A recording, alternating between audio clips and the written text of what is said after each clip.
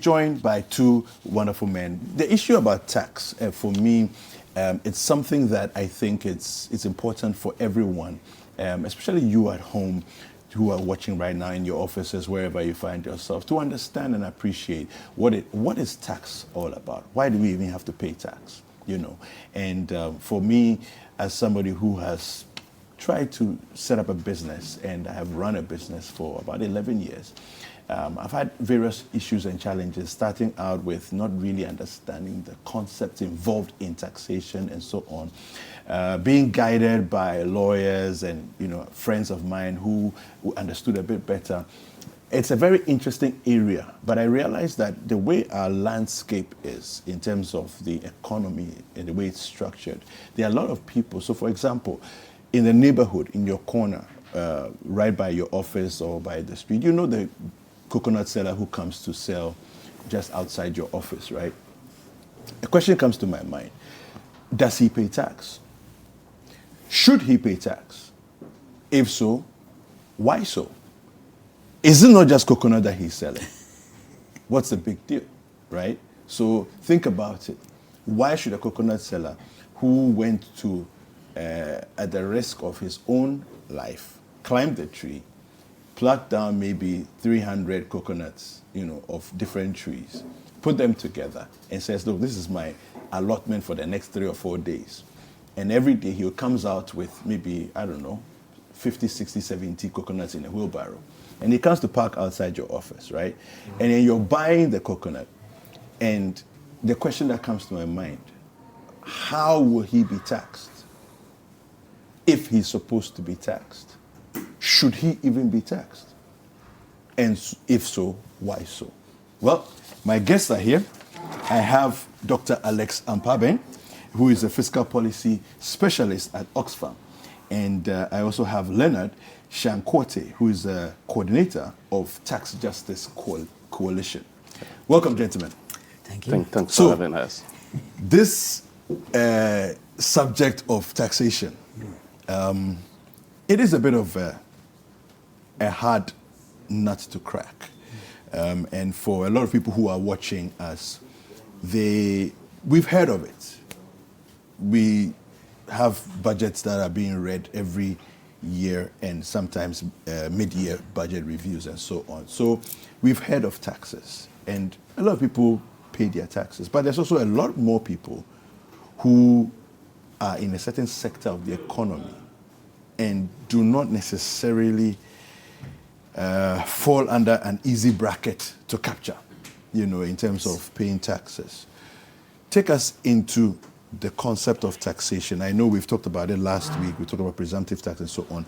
I want us to approach it from a more, a softer perspective to make it a bit easier for those who are watching us to actually understand what it is and why it's important for them to be included.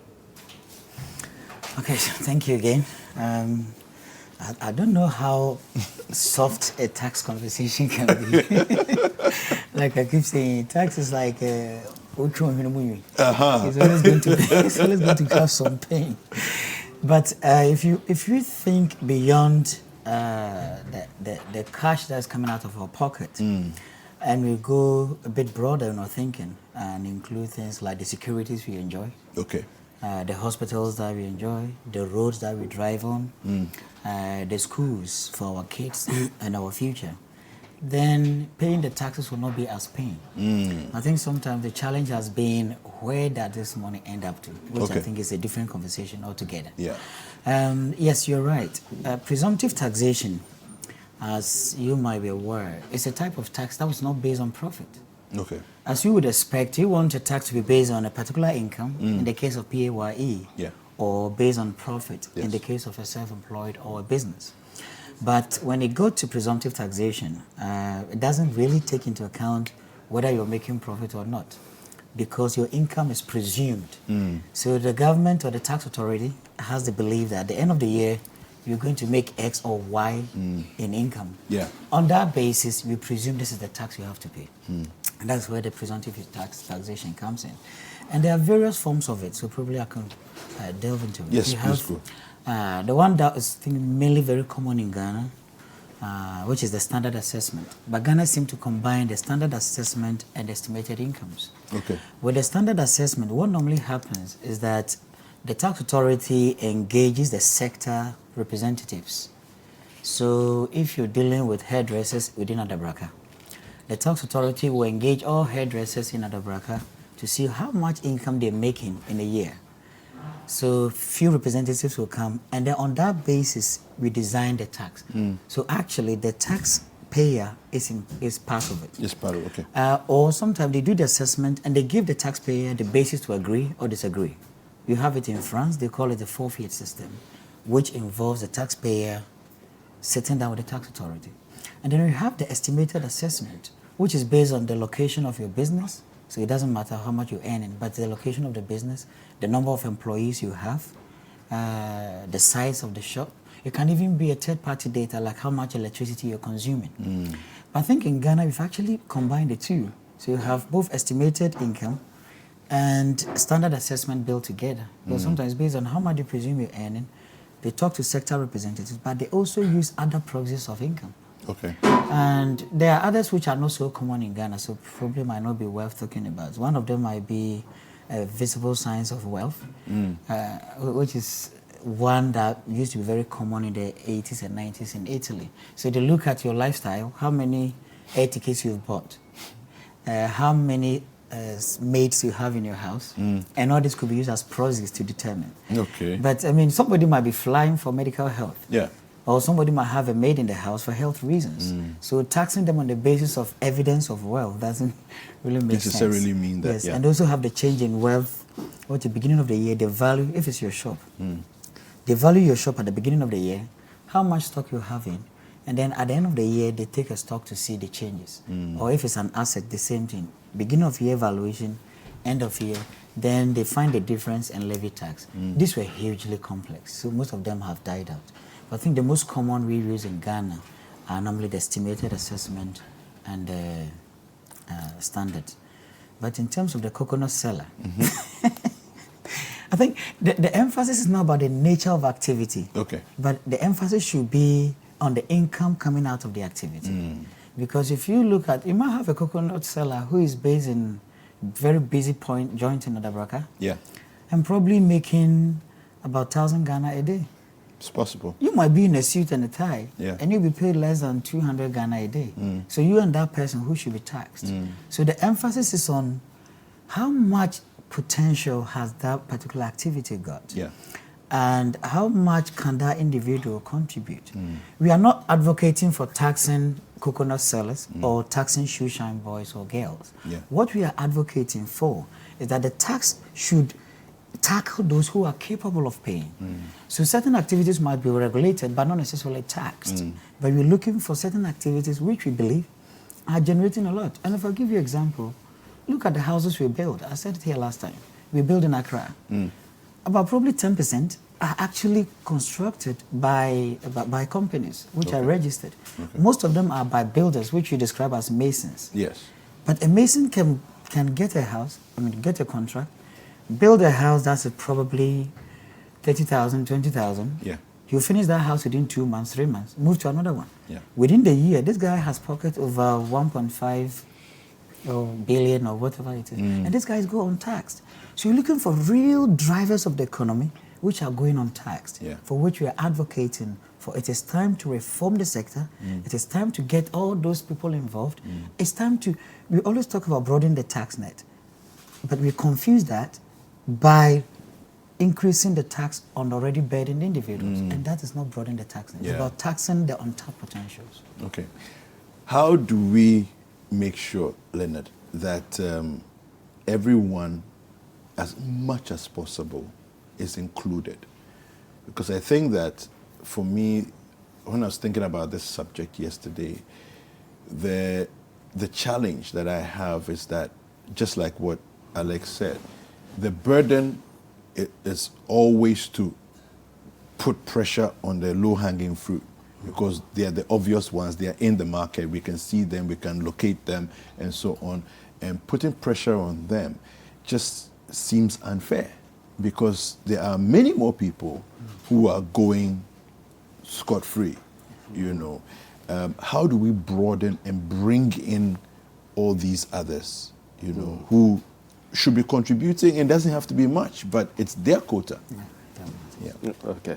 So I will link your earlier question to this one. I think the first question has to do with why we have to pay taxes. Absolutely. And the truth is that there are certain services and goods that we cannot procure by ourselves as individuals. So since time immemorial, societies come together to procure those goods as a group. Okay. So they contribute and then they finance those things that they cannot give us an example, procure. A practical example. So an example could be school, educating our children. You cannot build by yourself a whole school. But then when you bound together with others, you are able to do that. Good. Water supply, and then even healthcare. So these are services that we recognize as societies that we cannot procure as individuals. So we need to contribute, and that's one of the reasons for taxation, apart from security. I mean, the common security that the government offers. We also so the question is that we go into that contract with government that we are bringing our resources together, and then you use those resources to secure us physically and then also socially. So, but then the problem has been whether these contributions are yielding the expected ends, and that has been the dilemma. But then the point is that we have to contribute, and then also we have to ensure that the proceeds are being used for the reasons why we do the contribution. As to the question of how we can bring in more people, I think that's where the presumptive taxation came in. It's actually a tool that is deployed by most tax authorities around the world, because in almost every society, you have a part of the society that is not within the formal, so you cannot easily capture them. Our problem has been that we have the majority of the potential taxpayers in the informal sector. So the presumptive taxation tool becomes very important as to how it is designed and how it is deployed. Is it yielding the results? And if you look at some of the results that we've seen so far, I mean, there's a lot of room for improvement, because with that tax approach also, you could either be over collecting, which would be an issue for us as tax justice advocates, or under collecting, which is still an issue for us, because we expect the government to be able to generate enough resources so that these critical services that are necessary for poverty reduction and for the common development of all citizens could also be procured. I mean, some of the challenges that we've seen is that over time, the presumptive approach has become some kind of a main fixture that which was not the intention. So you use the presumptive tax to rope them in. All right. So over time, you bring them into the formal sector, and then, or you use it to graduate them. How can you do this? By identifying the reasons why they prefer to operate in the informal sector, or the reasons that left them in the informal sector before you got to them. And some of the reason has to do with the difficulties with record keeping. Some of the challenges that they have has to do with the arduous, tedious tax audit processes of the GRA and some of the demands that they think are too cumbersome. So you have some of these, it is for some of these reasons that some people want to remain in the informal sector or are in the informal sector. So whilst you bring them in, you also find ways of helping them improve on their record keeping. So you give them some time to be able to do that, after which you graduate them. And then also you look at some of the problems that are you're making Yes. as an institution, such as your cumbersome processes, Yes. the way you interpret the tax laws to the disadvantages of companies, and so the difficulties that you, and then reducing some of those bottlenecks, and just encouraging them to go into the formal sector. Because at the end of the day, it is the revenue Yes. that we You're looking want. for. And if you have them predominantly in the informal sector, I mean, some will not even appear for you to, or they will. It's very easy to become invisible in the informal Yeah. in the informal sector. Yeah. I mean, and that's a challenge. Yesterday we were at the Ghana tax dialogue, Yes. and if you look at the at some of the concerns from some of the businesses, it looks like when you want to do the right things, that's where you get some kind of punitive responses Yes. from the institutions, Yes. and that it's far more rewarding if you are rather not within the formal setting where you are captured and then operating invisibly, because I mean there'll be tax amnesties that could absolve you of your many sins when they are down. So I think these are some of the issues. I mean, we have to look at the design of our presumptive tax regime, and then also the deployment. There's so many issues, because if you look at the way it is applied also, it's basically a negotiation between the taxpayer and the collector. So they are looking at how many chairs you have, how many attendants you have servicing whatever business you have, and then based on that they arrive at an amount. And a lot of things can happen in this negotiation. Yeah. You can have a lot of unofficial fees changing hands. I mean, the other word that's some use for that is bribes. Yeah.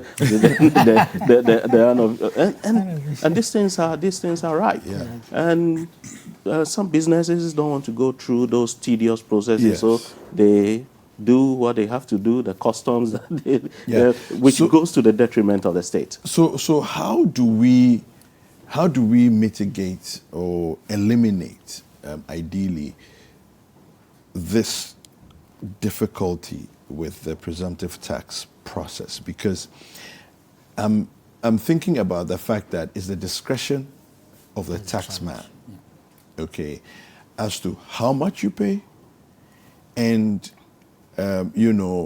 what they're going to levy. Like you said, if he says, okay, you know what, I will levy you 500 cedis, but if you give me 100 now, I can levy you 300 cedis. Big loss to the state. You see, how do we mitigate these kind of situations and not leave it so much to the discretion of an individual who is out there on an assignment on behalf of an institution, right? How do we go about fixing it? Any of you can take this. I think that it all boils down to education. Okay. And as I was saying earlier, the challenge in Ghana with regards to the implementation of the presumptive tax has been solely left to the tax authorities, or the guys going around, if you like to call it, the tax collectors. This is where we have the issue. In most countries where we have the presumptive tax, the taxpayer knows clearly the indexes or the methodology used in determining how much tax they should pay. This is well communicated, there's available information, and sometimes they even have the one that the taxpayer has to agree or disagree. So the tax officer comes around, look at your shop, and then give you an assessment. That based on my assessment of your shop today, I believe you should be paying 100 Ghana. There should be a basis for the taxpayer to agree or disagree, which is less common in Ghana. Literally, the guy comes or the lady comes, and then whatever he tells you, It's an imposition. kind of final. Okay. Simply because people are not educated enough about how is the presumptive tax system imposed. So if you can move that aspect out, then that issue of whether you should pay X or Y cannot be mitigated. I mean, we have as part of the presumption, we have the mechanical and the discretionary. Okay. So under the mechanical, it gives less discretion to the guys going around to collect. Okay. Because the rate is already decided at the top. You're only going there to supervise.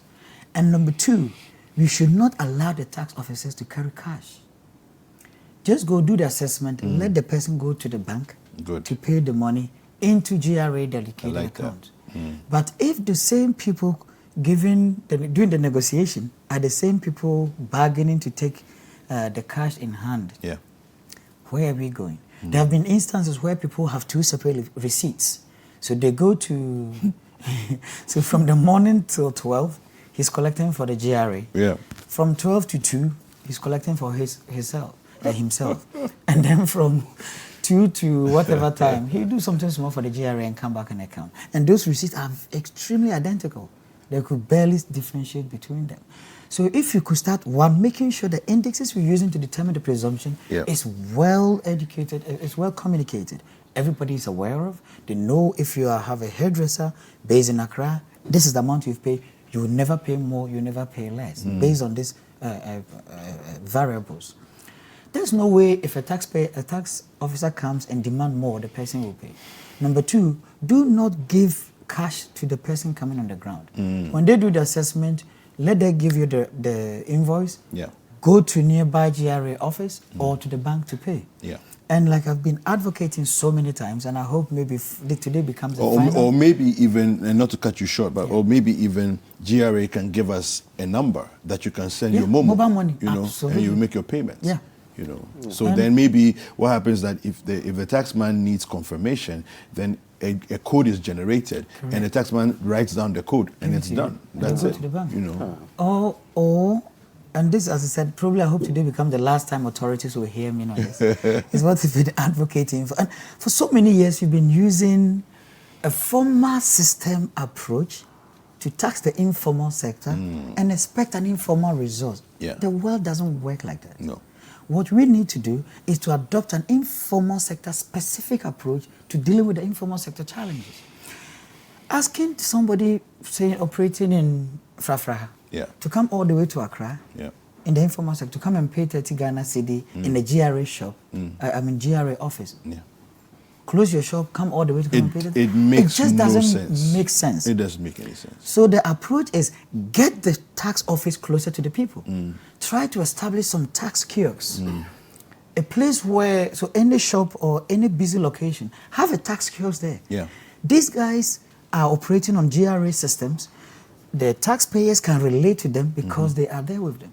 How do you expect a mechanic who has been working the whole day and he's sweating with his attire to walk to this air-conditioned office? That's intimidating for them. Yes, it is. But if they have a local kiosk where they can walk to with a GRA personnel sitting down there, that person can easily educate them and then take the tax to GRA. Have a computer there, so whatever payment is made is directly linked to GRA and reconciles. But don't expect people to travel miles to come and pay 20, 30, 50 Ghana. It won't make sense. It will only affect the compliance level and you keep losing revenue. The compliance levels clearly is a challenge. Based on how much of a challenge it is, do you think we should maybe throw it out altogether? Discontinue the use of the presumptive tax? Certainly not. That's a tool that we cannot do away with.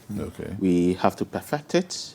We have to remedy the flaws around it, both in terms of the design and the implementation.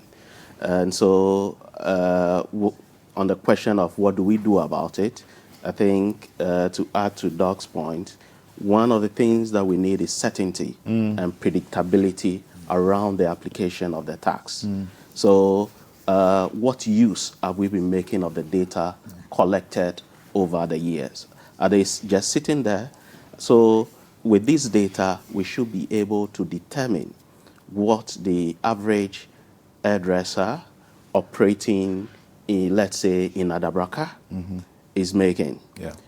That is using data collected from the many hairdressers operating here.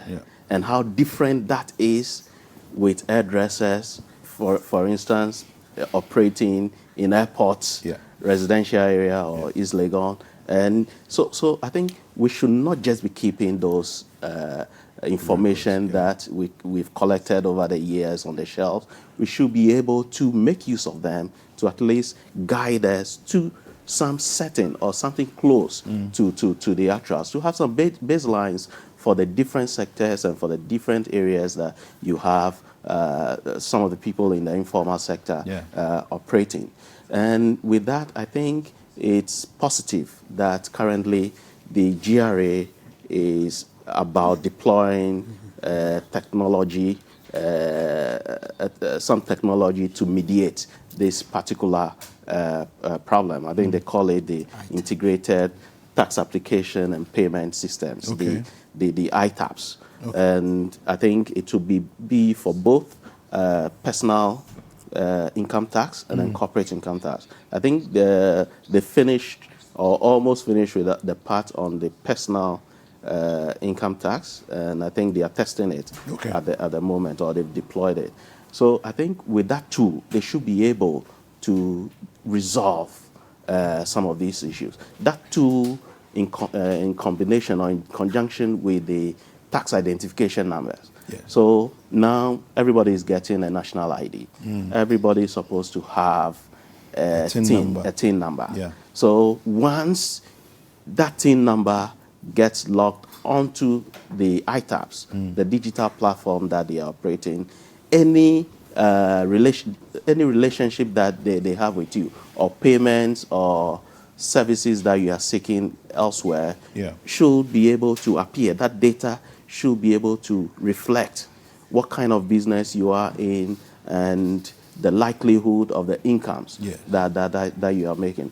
So that holds some promise, but then that promise can only be realized if we do not treat it as some of the many interventions that we've seen in the past that promises a lot but delivers little. So they have to take it seriously. And actually, I think the Ministry of Finance, which is the supervisory ministry, need to be coming up with some performance assessment criteria linked with collection, not only in terms of volume, but then the number of people you are able to rope in at the end of every fiscal year. Okay. So just your final thoughts as we wrap up right now. I think my final thought is a presumptive tax, definitely looking at the economy of Ghana with highly dominated informal sector. We need it. But one thing we have to take in mind is that we have to do something different from the conventional approaches which are not working. And we need to get or do away with so much discretion we give to the tax officers going around. We need to have a dedicated presumptive tax desk which will be willing at any time to support the taxpayers. GRA have to simplify their process to make sure taxpayers are easily heard when they bring in any grievances. And above all, tax revenue is put to a very, very good use. These guys want to see the benefits. I think if we see the benefits, we don't have any problem. Any final thoughts? Yeah, I think presumptive taxation is an important tool that we cannot do away with as a country, because we have a huge informal sector. I mean, the current approach has some flaws, but those are flaws that can be remedied and that could be perfected, and then that will help us rake in a lot for national development. All right. Okay, fantastic. Well, thank you very much to you, gentlemen. I was joined by Leonard Shankwote, who is the coordinator for Tax Justice Coalition, and also Dr. Alex Ampaben, who is the fiscal policy specialist at Oxfam. We're going to take a short break. We'll be right back with the next segment.